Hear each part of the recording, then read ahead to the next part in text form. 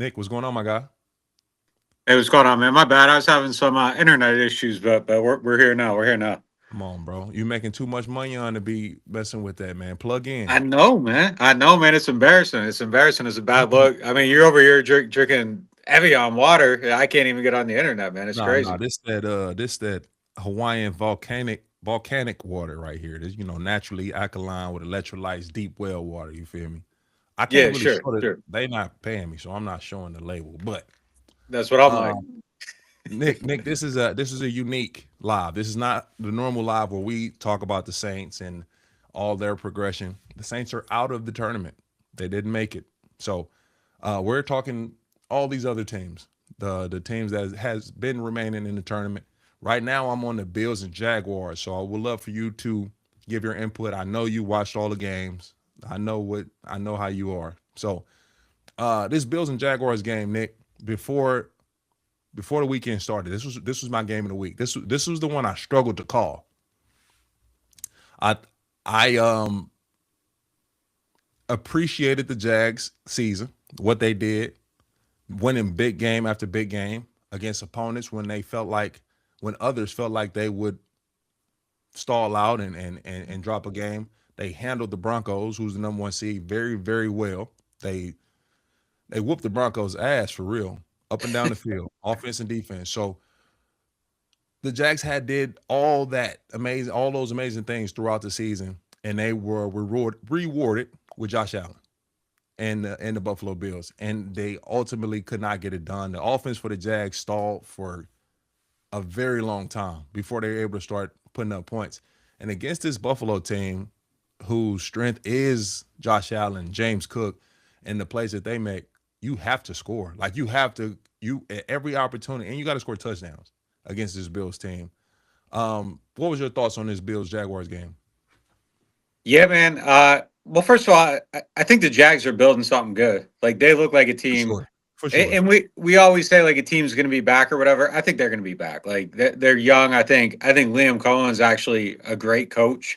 I don't think that there's a ton of legitimate difference makers at coach in the NFL. I think he's one of them guys that, I mean, he kind of took a team and he changed it like completely. He turned Trevor Lawrence into a guy. I think coming into the season, I was looking at him kind of funny, like, what's he going to be? I think Liam got him on the right track. I think he has a whole team on the right track. Um, but look, man, it's the playoffs, and when you got one of them ones at quarterback, I mean, I think it's just kind of the difference. And you put that game in his hands, and he won it for him. He's just tough to bet against Josh Allen, man. Like they look vulnerable. They don't look like they should be winning. But I felt that way about Patrick Mahomes and the Chiefs last year. And push Yeah. come to shove, and like he just kept finding a way. I think that's a team that needs to really be rebuilt and be put together and really strengthen up everything. But right now, I think they have an opportunity in this playoff bracket because like this is the first time in like 25 years there isn't that juggernaut in the way. Tom Brady's not there. Mahomes isn't there. It's actually an open field. I think it's a great opportunity for everybody, but Allen in particular, I feel like this is a great opportunity for him. It was cool to see Brandon Cooks make a couple key plays, but they're thin. They're very thin. They're very vulnerable. Like we've talked Yeah. about that a lot, but man, coin flip. Like I got to go with Allen every time, and I think he just showed it. I thought they maybe scored a little too quick at the end. I was a little bit worried about him on that tush push that ended up going for like 10 yards. I didn't But like. yeah, I didn't. That play. I feel like that play's got to go. Like I feel like they're actually going to get it out of here. Yeah. Yeah. But look, man, like they're tough. They're tough, man. Yeah, no, that they are, and to your point about like you feel like they're not as good as we've seen in recent past, which I agree. I feel like this is the lighter of the Buffalo Bills teams that we've seen in the last 3 years, 4 years. But it don't we don't have that juggernaut like you said. We don't have the Tom Brady. We don't have the Patrick Mahomes. But for the Bills to go, Josh Allen has to be Patrick Mahomes. Like he has to tap into that realm of quarterback to lead this team, this unit, especially defensively. Even though they played well this past weekend, but he's going to have to lead this team and make plays that are like, wow. I believe so. I don't think this is going to be a chance for them to score 17 and get in and win a playoff game. He's going to have to put up points. He's going to have to make plays that are special. And people have put him in the conversation with Patrick Mahomes. To me, it's been premature because Mahomes has Yeah. won in this setting. He's won in the playoffs. He's won Super Bowls. As talented as Josh Allen is, as talented as Lamar Jackson is, I cannot put them in the same conversation as Mahomes Yep. until this happens, until the playoff wins and the Super Bowl appearance and Super Bowl. That's when you make that. That's when they can transition and graduate to that tier. In my opinion, Mahomes is alone. He's alone. Yeah, I'm with you on it. Man, they might need a couple. It might not even just be one. You might need a couple to get in that conversation.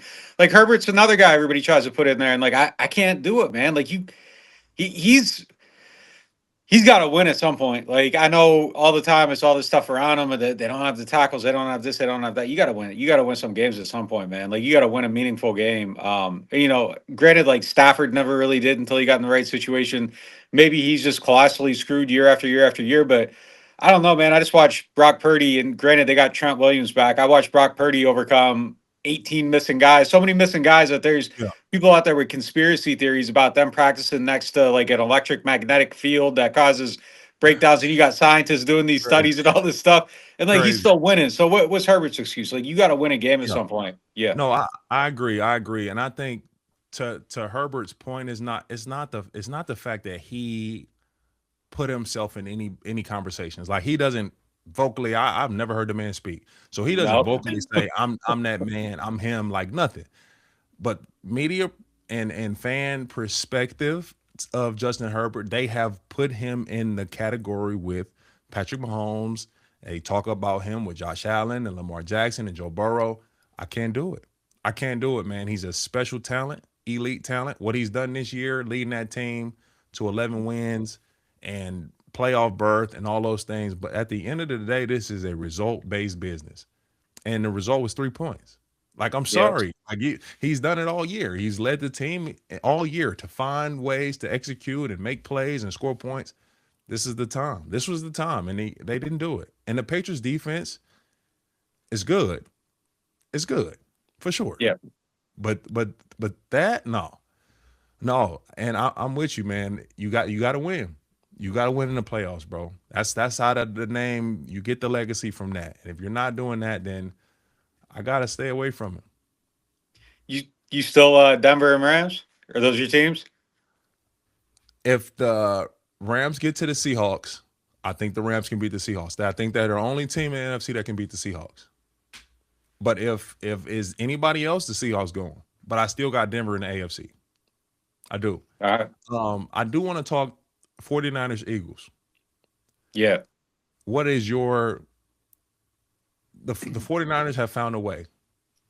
Elite coaching. Cal, like you said, that some coaches are legitimate game changers. They make a difference, like glaring difference. Liam Cohen. Kyle Shanahan is that. Yeah. Is that and more. He is an incredible coach. You see it time and time again.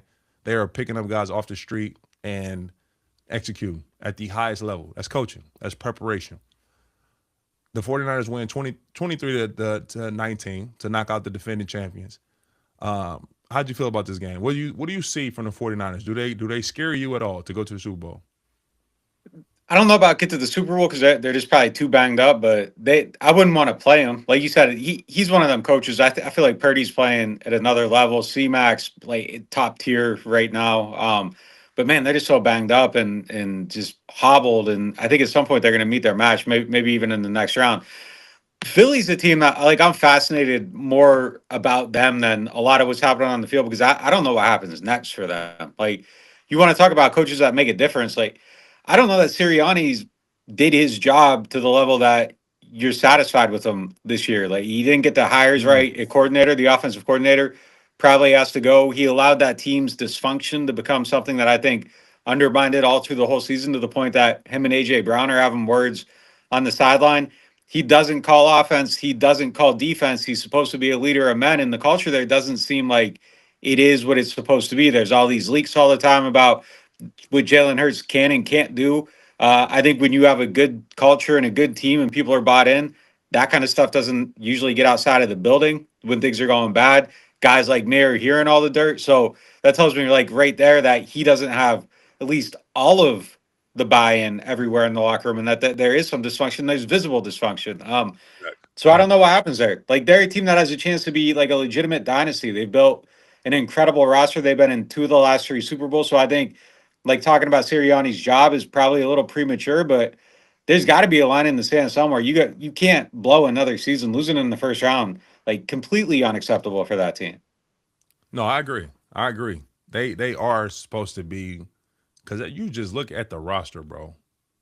And they've been blessed with health. Outside of Lane Yeah. Johnson, they've been healthy for the most part. So it's yeah, no, that's a great point. Most people would hear that and be like, man, nah, he tripping. They just won a Super Bowl.